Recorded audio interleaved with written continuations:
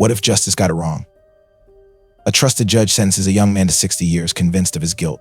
But when overlooked evidence comes to light, it uncovers a shocking conspiracy that threatens to unravel the very foundation of justice. The courtroom brimmed with tension on that sweltering day in Fresno, California. Heat radiated not just from the relentless summer sun, but from the gravity of the moment. All eyes were riveted on Judge Malcolm Brewer, a man whose reputation loomed large. Known for his rigid adherence to the law, Brewer's judgments were as unyielding as the expression etched into his weathered face. At 62, with 35 years on the bench, he had built a career delivering sentences that left no room for doubt or mercy. At the defense table stood Ryan Hale, a 24-year-old mechanic with trembling hands and a steady gaze. He carried the weary expression of someone who had spent his life trying to prove himself. Accused of a violent armed robbery that had left a man critically injured, Ryan had pleaded innocence from the start. But today, his words would fall on deaf ears. "Mr. Hale," Judge Brewer's voice boomed, filling the room with an air of finality. "You stand convicted by a jury of your peers for crimes that have caused irreversible harm to this community. Your actions were reckless, calculated, and without remorse." In the back row, Ryan's mother stifled a sob, her shoulders shaking as she clung to hope for leniency. She had written letters, begged the court to see beyond the evidence to the boy she had raised, a boy who once dreamed of being a firefighter. But the case had spoken louder. Eyewitness testimonies, blurry surveillance footage, and a damning anonymous tip had sealed Ryan's fate. "I hereby sentence you to 60 years in state prison," Judge Brewer declared, his gavel slamming down with a resounding finality. The room reacted instantly, gasps, murmurs, and the frantic scribbling of reporters' pens. Ryan stood still, his face a mask of restraint, his lips pressed together as if holding back words that would change nothing. He turned to catch one last glimpse of his mother before being led away, his shackled steps fading into the silence. As Judge Brewer retreated to his chambers, he closed the door on the cacophony outside. Pouring himself a cup of black coffee, he stared into its depths, seeking solace in its familiar bitterness. To him, justice had been served. But the truth he believed he had buried would soon claw its way to the surface, revealing cracks in the system he had trusted for decades. The Hale robbery case had captivated Fresno for weeks. News outlets dissected every detail of the crime. A masked gunman storming Carter's on a bustling Thursday afternoon, making off with over $150,000 in stolen goods. The heist left Samuel Gaines, a clerk, fighting for his life after a stray bullet struck him. 2 weeks later, Ryan Hale was arrested after an anonymous caller claimed he matched the description of the suspect. The prosecution built a case so damning it seemed unassailable. Surveillance footage showed a figure with a similar build. Witnesses swore they recognized Ryan's voice, and fingerprints on the abandoned weapon matched his. Compounding the evidence, stolen goods were found in a storage unit registered in his name. His court-appointed attorney struggled to chip away at the mountain of accusations. Ryan's defense rested on his alibi. He had been working a double shift at the auto shop. But under cross-examination, his employer admitted he couldn't confirm Ryan's whereabouts for the entire day. Ryan himself testified, insisting, "I didn't do this. I wasn't anywhere near that store. I've never even held a gun." The jury wasn't moved. The prosecution's closing argument was a masterclass in conviction. "The evidence doesn't lie," the district attorney proclaimed, pacing before the jury. "The fingerprints don't lie. The witnesses don't lie. Only Ryan Hale does." In contrast, Ryan's lawyer appeared worn, his words faltering. "There are doubts in this case, Holes. Isn't that enough to spare this young man?" But his plea lacked weight. After less than 3 hours of deliberation, the jury returned with a unanimous verdict: guilty. Ryan showed no outward reaction as the verdict was read, but his clenched jaw betrayed the turmoil within. Judge Brewer, seasoned and unflinching, saw nothing new in the young man before him. He had sentenced many like Ryan, men who wore the guise of innocence while masking darker truths. As he delivered the 60-year sentence, the courtroom seemed to collectively exhale, a release of tension and finality. For the victims, it was closure. For Ryan and his mother, it was devastation. The justice system had spoken, and its verdict was as cold as it was absolute. But beneath the veneer of certainty lay questions and secrets that refused to stay buried. Justice, as it turned out, might have been far from served. But as Judge Brewer signed the sentencing papers later that evening, a faint flicker of something unsettled him, a nagging sense he couldn't quite place. He dismissed it, chalking it up to fatigue. What Judge Brewer couldn't know was that the trial had been just the beginning. The real story was waiting for him, hidden in plain sight, and it was about to change everything. If you find these stories inspiring and they motivate you to take action, please comment 9. If not, comment 0. Your feedback means a lot to us. Thank you for your valuable time. It started on an unremarkable Wednesday evening. Judge Brewer sat in his study, the warm glow of a desk lamp illuminating the cluttered stacks of legal briefs and case files. Retirement had been on his mind lately, but tonight there was work to be done. A new case involving police misconduct had landed on his desk, and the allegations were serious enough to warrant extra attention. As he thumbed through the documents, something caught his eye, an evidence log from a prior investigation. At first, it was just a passing glance, a meaningless detail in the sea of paperwork. But then a name leapt out at him, Ryan Hale. Brewer sat back in his chair, frowning. It wasn't unusual for names to resurface in unrelated cases, but this felt different. He flipped the page, his pulse quickening.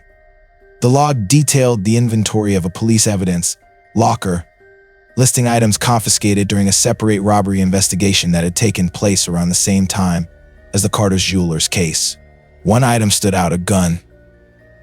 The description matched the weapon used in the robbery for which Ryan had been convicted. The problem? This gun hadn't been submitted as evidence during Ryan's trial. In fact, it hadn't been mentioned at all. Brewer leaned forward, the weight of his discovery pressing down on him.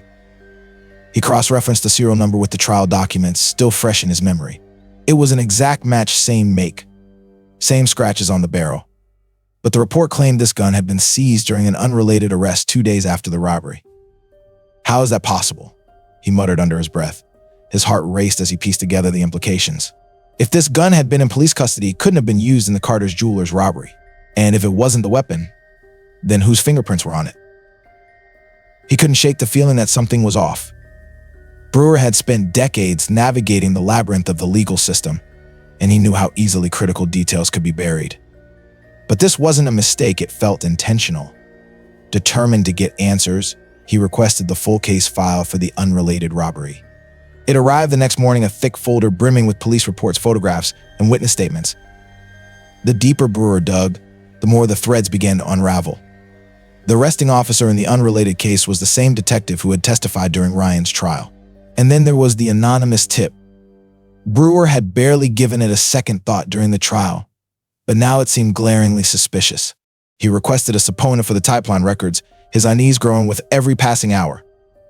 When the documents finally arrived, Brewer's blood ran cold. The call hadn't come from a random citizen. It had originated from a burner phone registered under the same detective's name. The walls of his office seemed to close in as the realization hit him. Ryan Hale had been set up. The evidence had been manipulated. The testimony orchestrated. Brewer's stomach churned as he thought about the 60-year sentence he had handed down the shattered life of a young man who might have been innocent all along. Brewer had always prided himself on upholding the law, but now the law felt like quicksand beneath his feet. He knew what had to be done, but the path forward was fraught with peril. As the weight of his discovery settled, Brewer made a choice. He would dig deeper, no matter the cost. The truth demanded it, and he wasn't about to let it slip away.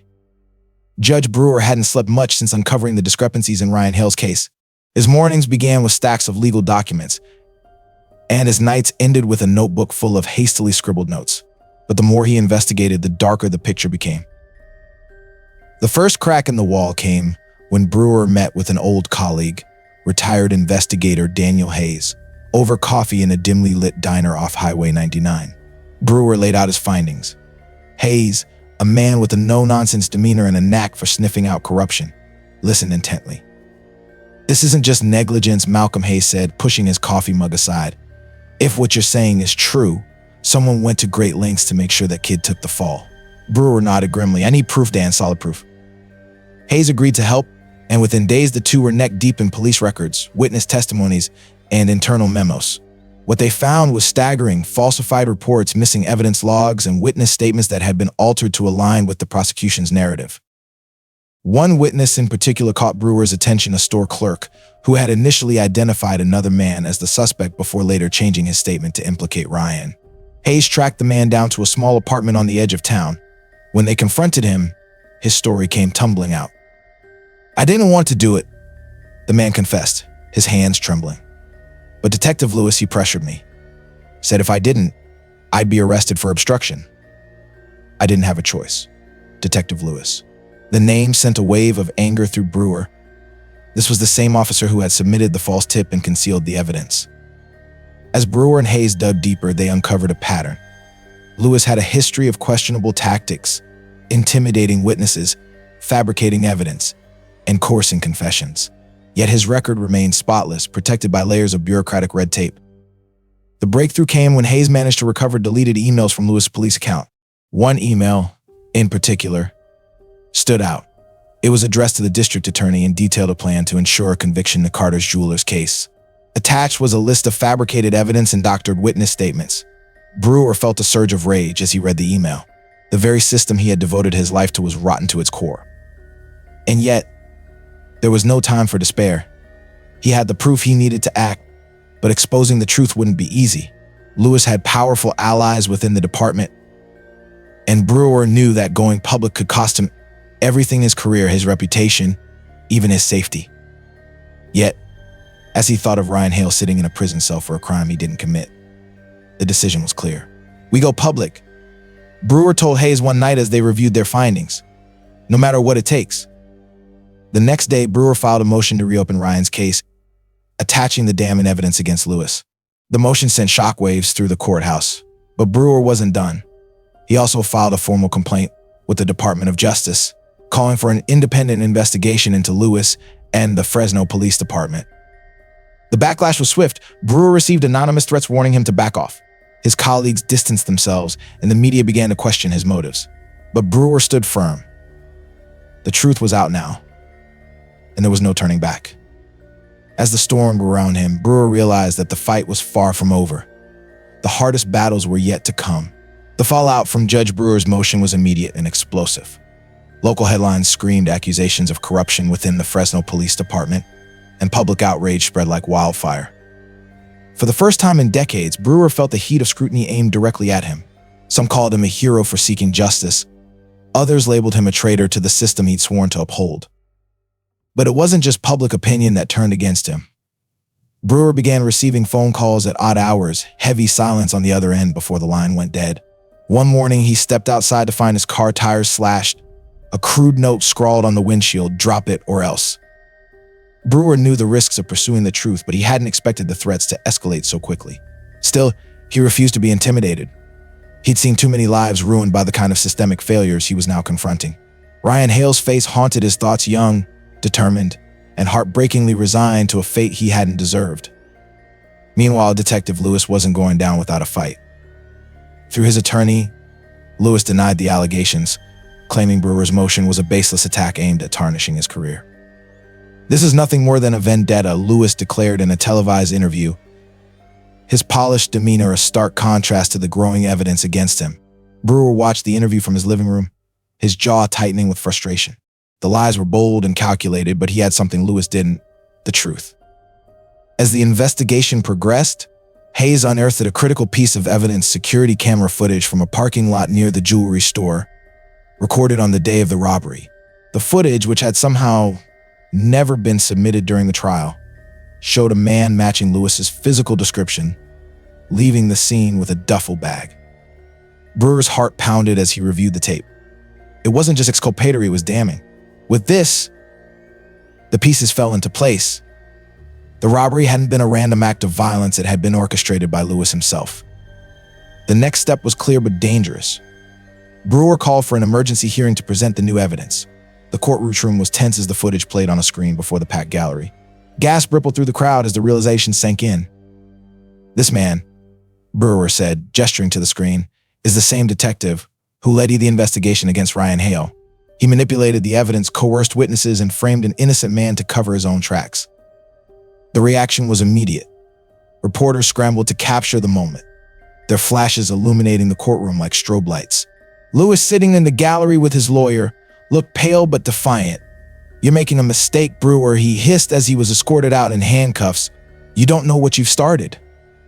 The confrontation left Brewer shaken but resolute.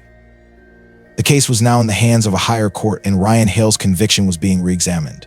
But Brewer knew this wasn't the end, it was merely the beginning of a much larger battle. As the courtroom emptied, Brewer realized the weight of what he'd uncovered. The truth was out, but the fight for justice was far from over. Weeks later, Judge Brewer sat in the same courtroom where Ryan Hale had been sentenced. But this time, the air felt different.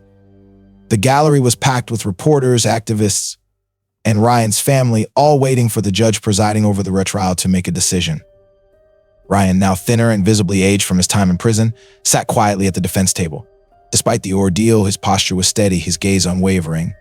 Brewer felt a lump form in his throat as he watched the young man who had been the center of this storm, who had endured so much for a crime he hadn't committed. The evidence Brewer and Hayes had unearthed was irrefutable: the surveillance footage, falsified reports, testimonies that all pointed to a web of corruption that had framed Ryan and shielded the real criminals. As the presiding judge announced the decision to overturn Ryan's conviction, the room erupted in applause and tears. Ryan stood, his hands trembling, as his mother rushed to embrace him. For a moment, time seemed to stop. Brewer, seated quietly in the back of the courtroom, allowed himself a rare smile. Justice had finally been served. But the journey had come at a cost. In the days that followed, the fallout spread far and wide. Detective Lewis faced criminal charges for his actions, and an independent investigation into the Fresno Police Department revealed a culture of corruption that had gone unchecked for years. The case sparked nationwide calls for reform, with Brewer's role becoming a rallying cry for accountability within the justice system. Although Judge Brewer had earned widespread respect, he remained deeply reflective. He understood that this case was just a fragment of a much larger, imperfect system. The cracks in the foundation of justice were undeniable, but they were not unfixable. Brewer resolved to dedicate the remainder of his career to driving meaningful change and restoring faith in the system he once believed to be unassailable. For Ryan Hale, the end of his legal battle marked the start of a new chapter. Exonerated and free, he committed himself to advocating for others who had suffered the same injustice. His journey became a symbol of hope and a testament to resilience, shining a light on the strength it takes to rebuild a life shaped by adversity. The story of Ryan Hale and Judge Brewer underscores a vital truth: justice is not infallible. It demands vigilance, courage, and a willingness to confront the difficult realities of its flaws. If this story resonated with you, consider supporting organizations that work tirelessly to overturn wrongful convictions and reform the justice system. And don't forget to follow our channel for more thought-provoking stories that inspire and challenge perspectives, because the pursuit of justice doesn't end when the verdict is read. It often begins there.